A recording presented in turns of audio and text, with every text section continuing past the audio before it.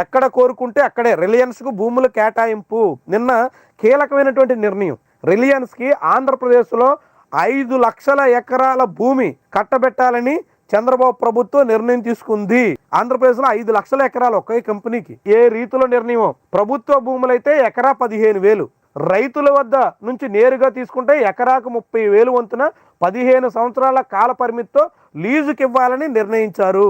ప్రభుత్వ భూమి అయితే దాన్ని ఎకరా 15,000 రూపాయలకి లీజుకి ఇస్తారు. ప్రైవేట్ వాళ్ళ భూమి అయితే 30,000 ఇస్తారంట ఎకరానికి. అలా ప్రైవేటు భూములు సేకరించి ప్రభుత్వమే రిలయన్స్కి అప్పగిస్తుందట. 5 లక్షల ఎకరాలు, అది కూడా ఎక్కడ కోరుకుంటే అక్కడే. రిలయన్స్ మొత్తం రాష్ట్రం మొత్తం మీద వాళ్ళు ఎక్కడ అడిగితే అక్కడల్లా ప్రభుత్వ భూములు, ప్రైవేటు భూములు సేకరించి మరీ అప్పగించాలని చంద్రబాబు ప్రభుత్వం నిర్ణయించింది. నిన్న క్యాబినెట్లో దానికి సంబంధించినటువంటి కీలకమైనటువంటి నిర్ణయాన్ని తీసుకున్నారు. అంటే ఆంధ్రప్రదేశ్లో రిలయన్స్ రాజ్యం చేస్తారా? ఇప్పటి వరకు అదానీ ప్రదేశ్, అదానీకి అనుకూలంగా జగన్మోహన్ రెడ్డి వ్యవహరిస్తున్నారు.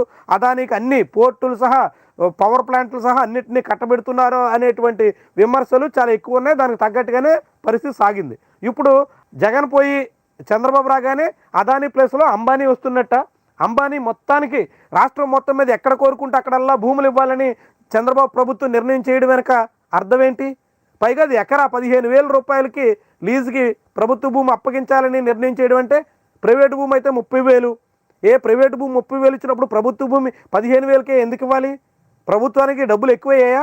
ప్రభుత్వానికి సంపద ఎక్కువైపోయి తక్కువ రేటుకి ప్రైవేటు కార్పొరేట్కి కట్టబెట్టాలనుకుంటుందా? పక్కపక్కనే ప్రైవేటోడు భూమి 30,000కి కట్టబెట్టినప్పుడు లీజు ఎకరాకి ప్రభుత్వ భూమి 15,000కే ఎందుకు ఇవ్వాలి? పోనీ కంపెనీ వస్తుంది, ఉద్యోగాలు వస్తాయి, మేలు చేస్తుంది అని అనుకుంటే మీరు కనీసంగా 20,000కి ఇవ్వండి, 25,000కి ఇవ్వండి.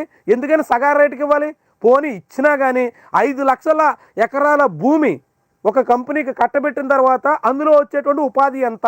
ఇప్పుడు బీపీసీఎల్ ప్లాంట్ ఆంధ్రప్రదేశ్లో చాలా ఘనంగా, చాలా పెద్ద ప్లాంటు, 95,000 కోట్ల రూపాయల పెట్టుబడి రాష్ట్రానికి వస్తుందని చాలా ఘనంగా చెప్పుకుంటున్నాం. దానికోసం 6,000 ఎకరాల భూమి సేకరించి ఇవ్వాలని నిన్న రాష్ట్ర ప్రభుత్వం నిర్ణయం తీసుకుంది. 6,000 ఎకరాల భూమిని ఎలా సేకరిస్తారనేది పెద్ద ప్రశ్న. ఒకవేళ సేకరణలో ఎదురయ్యేటువంటి సమస్యలు ఏంటనేది పెద్ద ప్రశ్న. వీటన్నిటిని ఎలా అధిగమిస్తారో చూద్దాం. కానీ 6,000 ఎకరాల భూమి సేకరించి బీపీసీఎల్కి ఇస్తే అక్కడ వచ్చేటువంటి ఉపాధి ఎంతో తెలుసా? ప్రభుత్వం చెప్తున్నటువంటి లెక్క 2,500 మందికి ఉద్యోగాలు. 6,000 ఎకరాల భూమి ఇస్తే 2,500 మందికి ఉపాధి దక్కుతుంది అని ప్రభుత్వం చెప్తుంది. అది నిజంగా ఆచరణలోకి వచ్చేసరికి ఎంతమందికి దక్కుతుందో తర్వాత, కానీ 2,500 మందికి దక్కుతుంది.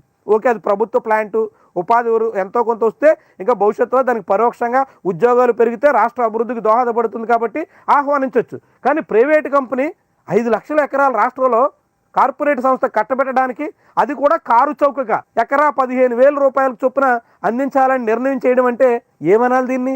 చంద్రబాబు రిలయన్స్ ప్రయోజనాల కోసమే రాష్ట్ర ప్రభుత్వం ఉందని మనం భావించాల్సి ఉంటుందా? చూడాలి మరి. ఏమైనా ఇది చాలా చాలా సీరియస్ వ్యవహారం. రాష్ట్రంలో ప్రభుత్వ ప్రైవేటు భూములన్నీ సేకరించి వాటన్నిటిని రిలయన్స్ లాంటి సంస్థ కట్టబెట్టాలని చంద్రబాబు ప్రభుత్వం క్యాబినెట్లో తీసుకున్నటువంటి నిర్ణయం. అందులో పవన్ కళ్యాణ్ అందరూ కలిసి ఈ నిర్ణయం తీసుకున్నారంటే మరి అది చూడాల్సినటువంటి విషయమే.